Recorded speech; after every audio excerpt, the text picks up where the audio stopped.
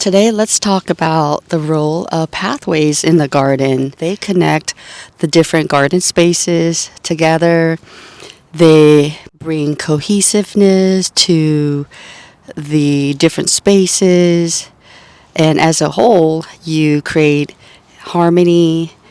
You make the different spaces come together. So today, we're going to walk my garden here, and we'll point out how the different pathways connect to a different garden space. And we'll also look at what happens when there is a block in the pathway. It could be because it's under construction, or it's the end of a garden space, for example, and see how that all affects the garden as a whole. So with that, let's go ahead and get started. All right, we'll start here first at the Hillside garden. You'll see that there is a garden pathway here that we're going to go up. And by having the garden pathway, it's sort of in cutting through the two garden spaces, you feel you get a more intimate look at each space.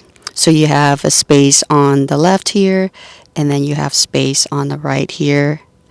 And then you could have smaller garden paths right there, so it gives you more of an intimate connection to the plants as you're walking around. If you were to be a visitor or just me walking around, you get a more intimate look at the plants closely.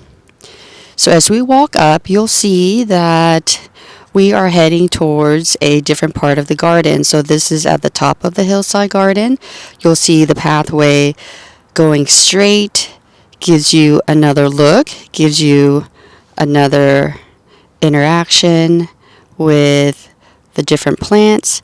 And you'll also see there's a pathway going to the right, and that will give you another connection with a different garden space, which here you can see that you have a connection with the medium layer of the garden, and you also get a connection with the Hillside garden, the upper part.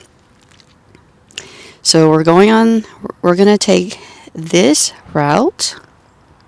So you can see that the garden path has connected us to two different garden spaces. Now we're at the top layer, and this pathway is meeting with this mulch pathway, and it takes us to the top of the garden to look at the plants more closely up here.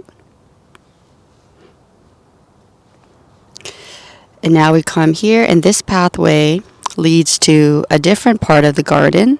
You could either go to the left, and it meets up with the top pathway that we discussed to the left there, or you could go straight, and that leads you to another part of the garden.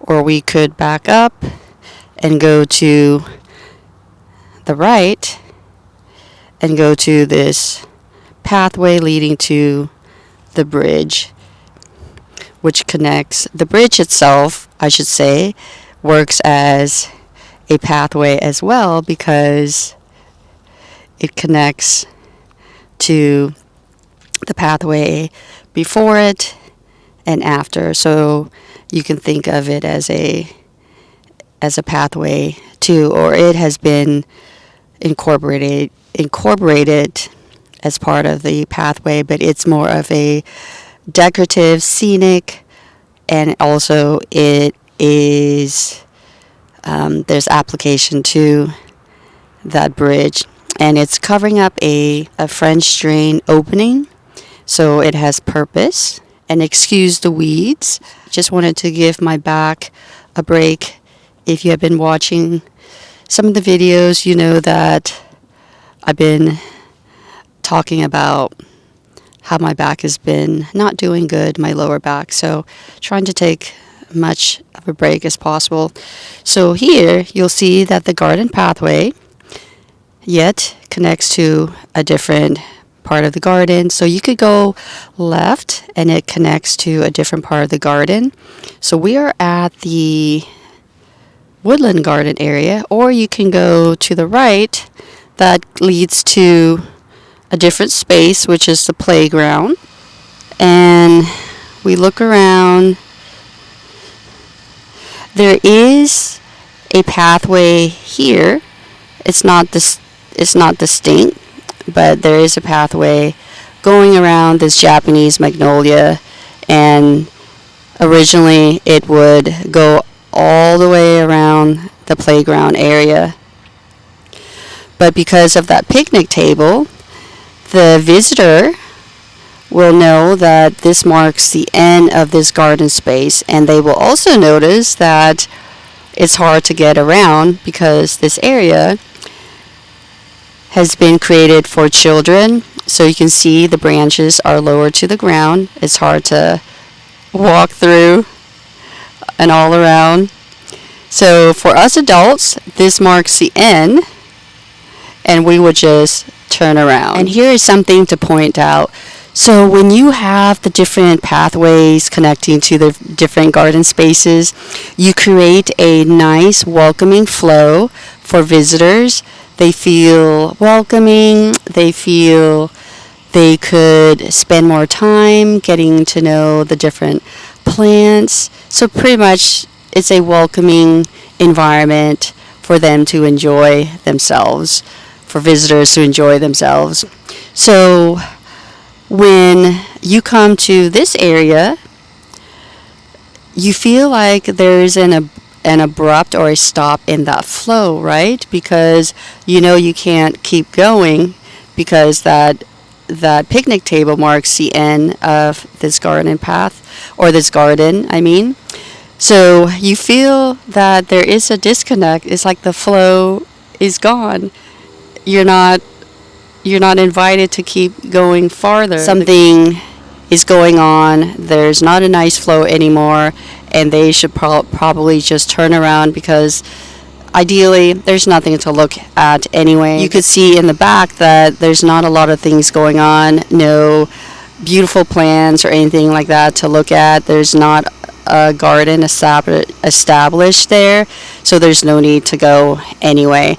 So I'm sorry, just a lot of words. So as a visitor here, you would go back, just like I will be going back as well, because there's nothing to look at after the end of that picnic table, or in our case, because we're taller, we can't go towards that Japanese magnolia. We can just look at it from afar. So we're going to do that. We're going to see if we could get that nice flow again as we're walking towards the other side. All right, we are walking back, and naturally we want to go towards an area that we have not walked at. So we're going to go this way. And by creating boundaries, you can see the different wood pieces on either side. That tells the visitor that we want him or her to keep within the pathway and just enjoy the plants that are along the pathway.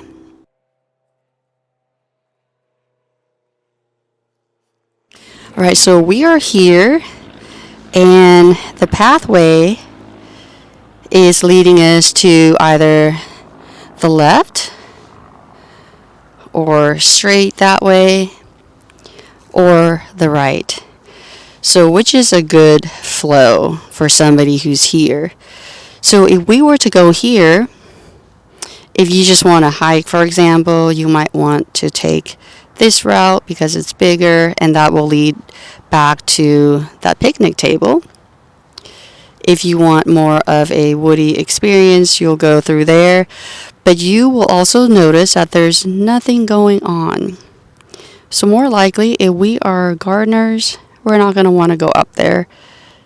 It's bare right now. It's in the winter.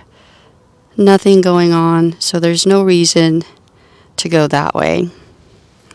So if you were here, your eyes would be drawn towards this side because you'll know that there are garden plants on this side.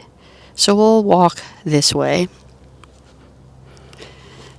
And you'll see that there are plants on the left. So we have a nice flow going this way, and it helps that we could see that there is garden spaces on this side compared to the other two pathways. If we did have a nice planting or just gardens over there, garden spaces, yes, I think we would be attracted to that side. So naturally there's a pathway here, so we want to be going towards here. So this is creating a nice flow right now.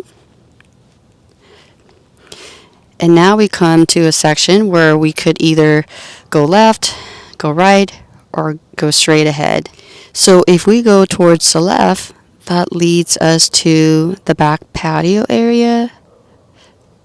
And if we go straight, that will take us to the front garden. And if we go to the left here, you will also notice that you see the gravel pathway and it ends right here. So you could see that the flow again ends because there's not a defined pathway. Although there is maybe a structure that is eye-catching with the red as a color, but because the pathway ends right there, you get gravel and then it's just grass.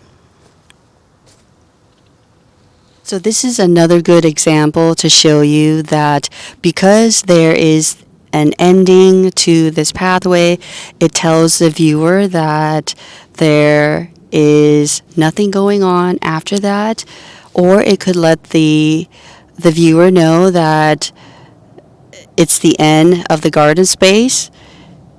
There's no flow after that.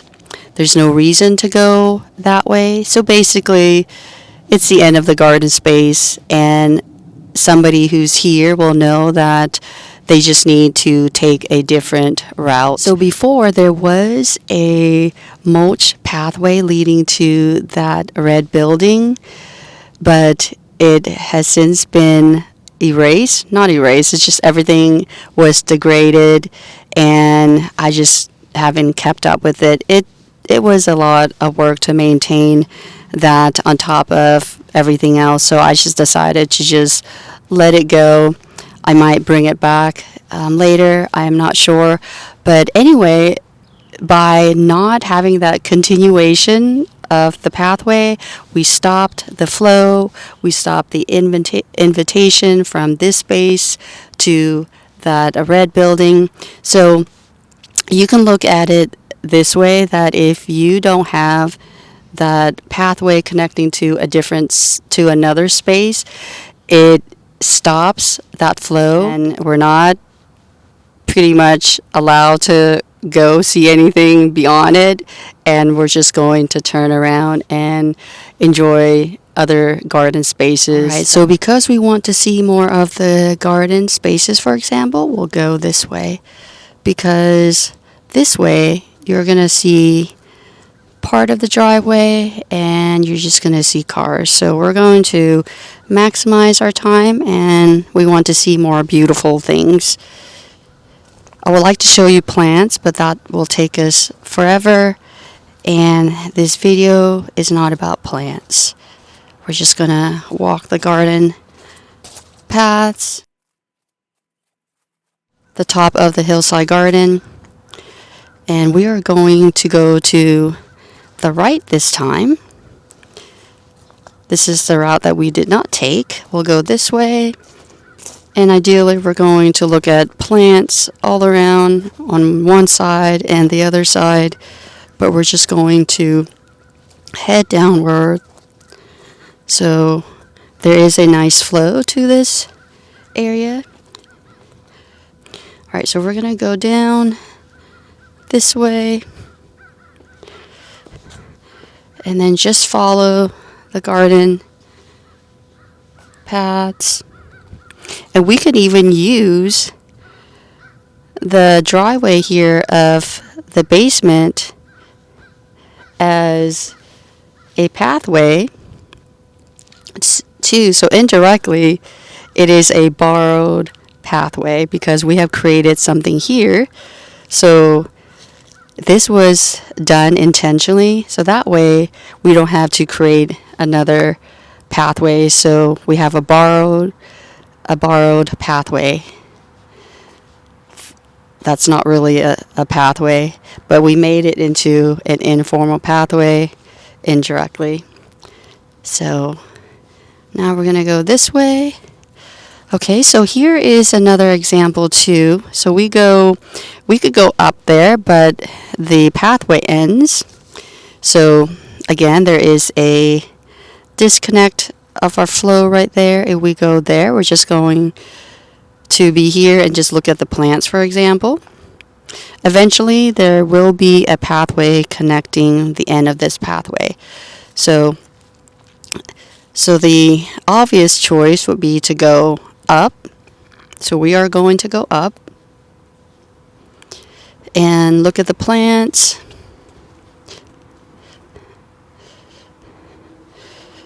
And then we can go ahead, and that leads us to our construction here.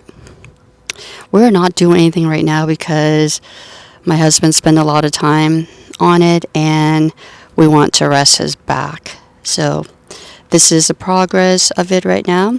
So you can see this is a good example of how something like this, construction being going on, it disrupts the flow, right? So when you're here, you know that you're not allowed to go up. So when you're here, more likely you're not going to go through this side or here because you see that there are strings all around. As an adult, we know that this space is off limit. We're not allowed to go. So you can see that it does disrupt our flow as we're walking around. So more likely we have to turn around now because we're not invited to be there. So you can see with all this mess, we're not invited here either. So you can see having a garden path really helps, and when you have a disruption or when it stops or when you don't have a garden path at all, it's not very inviting to enjoy the garden. So we're coming around this way. We want to create a nice flow again. So here is a smaller pathway, and this leads to this part of garden where we have a pathway going around this yucca plant. So we can walk through it like this, come back here, and this is a smaller pathway that we can walk through. But you can see that everything here is under construction, so it disrupts our flow, right? It disrupts our flow and we kind of feel like off balance. So naturally, we know that we want to go back to have that nice flow.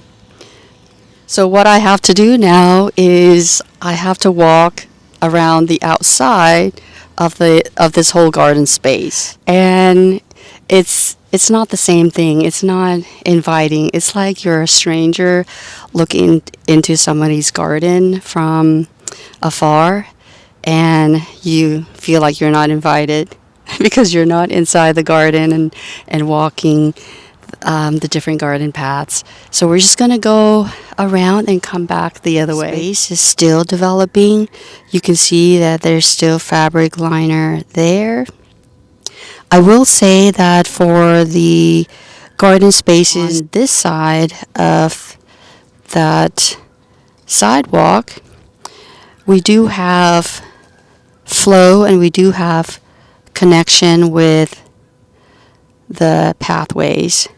So we could go all around there, come back this way like that, and then we could go over the bridge, and the bridge connects us to this part of the garden space. So ideally it's meant to be walked this way, and when we're here we could go through here and visit the rest of the garden spaces that way, or we can go up ahead and enjoy the container plants here, or we could go this way and enjoy the garden spaces on either side, or we could walk this way to enjoy the space here. So as you saw, there are garden paths connecting to different garden spaces, but for some reason it does not feel the same. It's not that welcoming. It's not a nice flow, and I think mainly it's because of the sidewalk here. There's just something about it where it's placed, and it just means that I need to do a better job so that the two garden spaces somehow connect better. They're able to be more harmonious. So I think a good way to connect the two spaces would be to have an enclosure at the end of the sidewalk. So that means when you do that, the two spaces could be connecting together more, could be more harmonious, and it doesn't look like there are two separate spaces. So I think that might be the missing piece, and that is to close off the end of the sidewalk here so it becomes one big garden space. And I think it should work out. I don't know if you agree or disagree. All right, well, I hope this video has helped you to see the role that garden pathways play in your garden. And if you have any questions or comments, please write them in the comment section down below. And with that, thank you so much for watching this video. And until the next one, I hope you take care. Bye for now.